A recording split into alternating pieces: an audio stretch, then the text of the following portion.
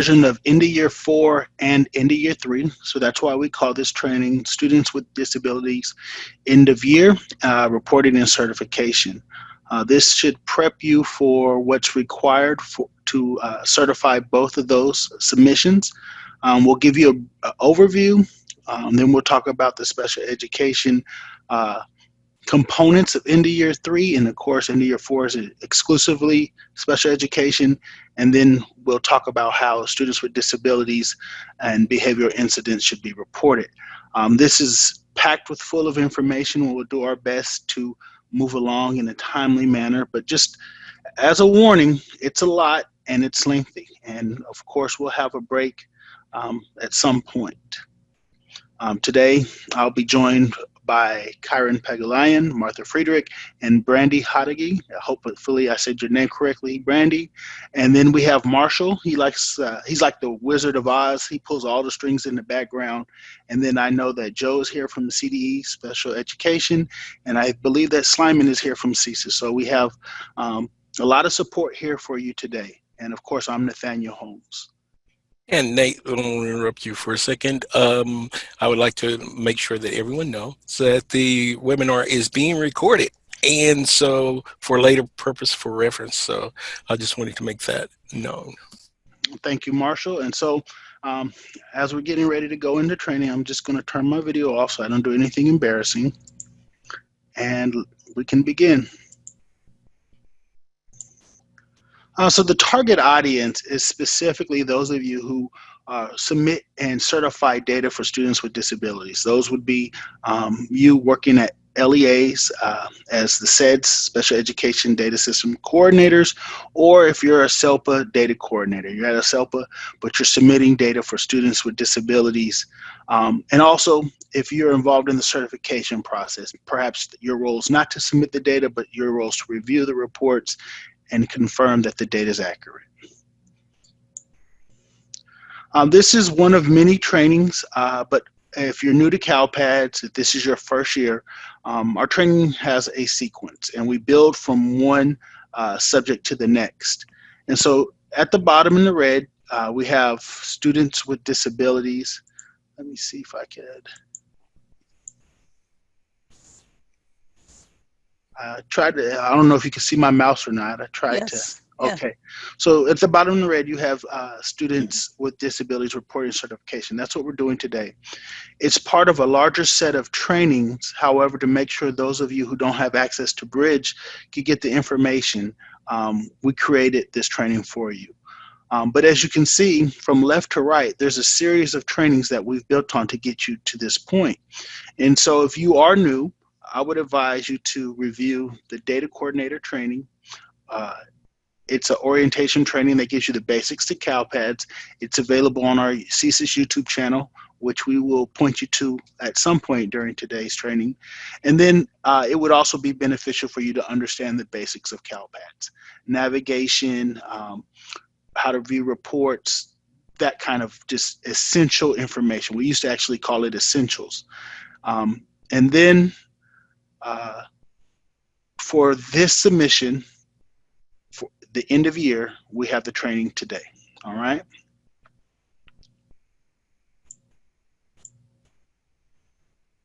So my turn. This is Martha Friedrich, and I want to welcome you all, and I appreciate all of you that switched your registration from Monday of this week to Friday. It was much appreciated, and I do apologize for that blunder on my behalf. A great learning experience for me. And when you registered, there was a question that Zoom, that we posted in Zoom, because we wanted to get a sense of this large audience, what are people interested in? And so we took some of the more common responses, and we generated this word cloud for you guys. So it's encouraging to know that people want to learn, and they want to get more information and learn about how do you have better data and understand the processes, etc. And I shared last Monday that there's a few words hidden in there that, you know, if you really scrutinize it, there was one response that, you know, it made me smile, and you can see it right above the word insight. It was tranquility, and I believe the person wrote what they hoped to get out of the session was tranquility, hope, and peace. And so hope is on there as well. But these are a few things that people were trying or showing us that they would like to get out of the session. And with as many as people that we have attending, and with the varied background that you guys have, we have to meet just somewhere in the middle. And as Nate said, there's a whole lot of information, and we're just going to touch the surface here on a lot of stuff. And then the expectation is that with all of the material that we have on our website, as well as on the YouTube training channel, that hopefully you can continue to grow and find material that can complement those gaps that you're missing, and continue to come to our live sessions when they're available. It is true that CSIS, we have a bridge, a learning management system called Bridge, and we allow 2 people from each LEA to have an account, because our expectation is that those individuals that have the Bridge account are going to share their knowledge and train others in the organization. And we see that there has been a gap in that expectation. And so we will periodically have these live webinars where we will share knowledge with you guys, because you are in the system and you do need to know how this all comes together. We do rely on you for data coming out of the special education data system. That is the SEDS system. Previously, we were always training our SIS folks, and so now we have to be sure that you guys are up to speed as well. So don't fret if you don't have a Bridge account and your data coordinator is not sharing as much information. We will continue to publish things on the YouTube channel that you can have access to, and have webinars periodically. So I think that's all I wanted to say, except for I wanted to pronounce Kyron's last name as well, Pagulayan. And Brandy Hadagi, because I failed last week. So there you have it. And then it's Marshall Isbell and Nate Holmes that are the other presenters. And we got Joseph Tan from CDE as well. So I'm handing it back to Nate, and Brandy and I will be manning the Q&A. And maybe sometimes we may not answer right away, because we know it's going to be in the material coming up. And probably in about hours when we have that break, if we get to that place in an hour, that nice breaking point. Okay, I'm done. Thank you, Martha. And you guys will, by the end of today's training, be accustomed to Martha and Brandy jumping in and adding their expertise and their opinions. And Kyron and myself will gladly defer to them. All right, so the objective of today's training is to help you all identify the submission requirements, identify the personnel, and the roles and responsibilities required for these submissions. In doing so, we hope to help you prepare for the system changes, local readiness, and establish a submission strategy.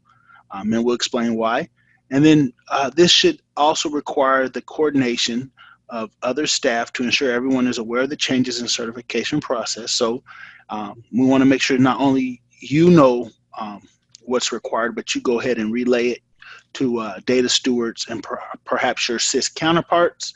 And then the end goal of the training and all our support is to help you certify in specifically the end of year 4 and end of year 3 submission on time and before the deadline. And so this is the agenda for today's training. We'll begin with a very brief overview. Then we'll focus on special education. Then we'll introduce the incidents and how it relates to students with disabilities. That's the end of year 3 data collection. And then we'll just recount some key points and point you where to go for additional resources and answer any final questions in the wrap up.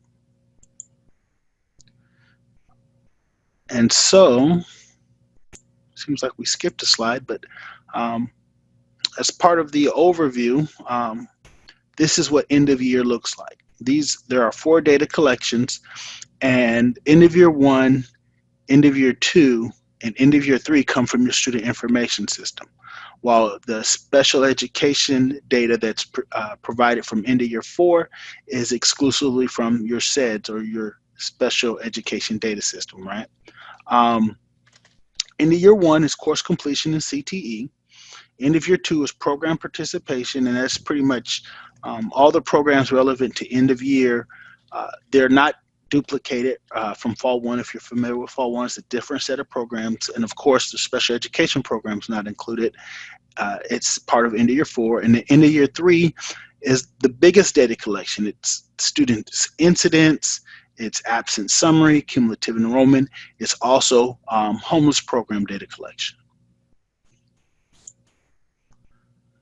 And so, as I kind of alluded to in the previous slide, end of year 3, along with 2 and 1, but end of year 3 is coming from the SIS, the School Information System, right?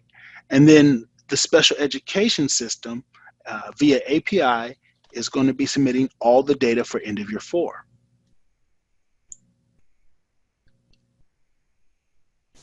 And so there's key dates that you have to be aware of during the end of year submission cycle. The first has passed, that was May 11th, that's when the snapshot started. So since May 11th, you could have been submitting data and seeing those results in snapshot reports or see if they generate certification errors. The approval, and because this is the initial year for end of year 4, that was actually the first time we had the structure and the file type that would receive some of the data for end of year 3 and end of year 4. So that was the beginning of end of year. The approval deadline is the next most important date, right? And that's July 31st. So we have less than 2 months before the first kind of milestone, the first approval deadline.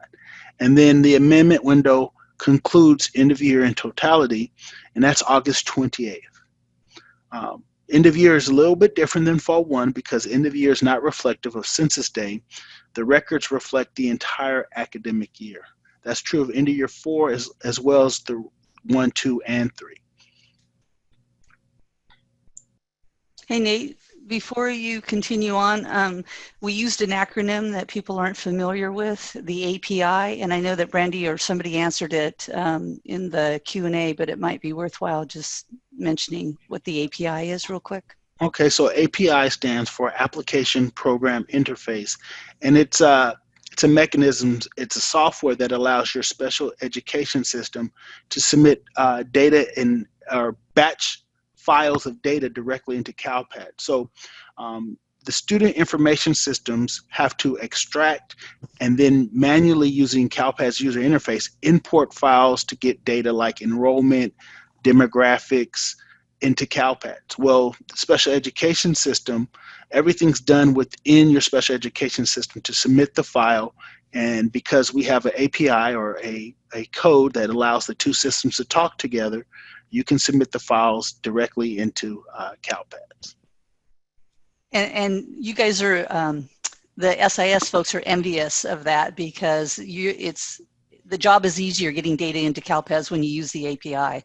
And eventually we'll do it for the other file types, but we started off with just the special education data file types using the API. And so that's what we're referring to. And so your steps are less in getting the data into CalPads compared to what the SIS folks have to do. And before we move on, I did look at the attendees list and I see it's growing, and I did not recognize many names. So please encourage you to ask the questions. I may not answer many, but Brandy and Martha can pull the weight.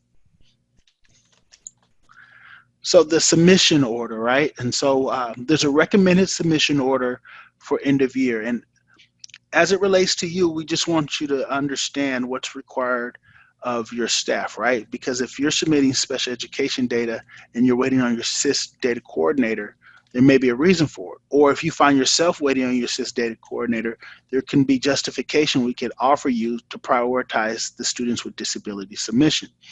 And so on the right is the recommended order, right? End of year 2, and it's just my mistake. It's only bigger than the others because of the graphic. It shouldn't be. But end of year 2 should be submitted first. Then the focus should be end of year 4.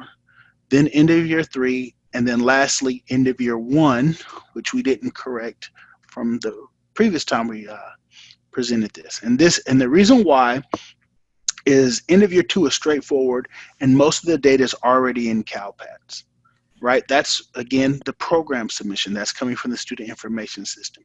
However, the next priority is the students with disabilities data submission for end of year 4. It should be submitted and certified because you want the special education records to be identified and complete prior to beginning end of year 3. We want the cumulative enrollment counts and subgroups to be consistent throughout the different submissions. After end of year 4, the next priority is end of year 3. Again, that's when you would be exiting your students, submitting STAS data, your incident data, and most of this data has to wait until the last day of school and the conclusion of the school year. And then we lastly recommend end of year 1 in large part because it only pertains to grades 7 through 12. So not every district has to submit data for end of year 1. Elementary schools, charter schools that don't have departmentalized courses, they're excluded from end of year 1, right? And so, and you have to wait for final grades to be reported to submit course completion. And so end of year 1 again is course completion and CTE data.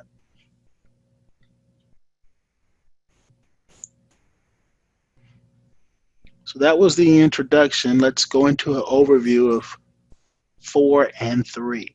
Can I add something real quick about what you just said, though, Nate? I was waiting for you. I was on mute. I was talking. I realized, oh, he's moving on. I wanted to add that as a special education data coordinator, you're not necessarily responsible for 2, 3, and EOY 1. That is what the SIS data coordinator, that's been their job all along. They may need your assistance in EOY 3 because there are students with incidents that may need to be reported. And so they're going to coordinate with you to be sure that's all been added to the SIS for reporting purposes.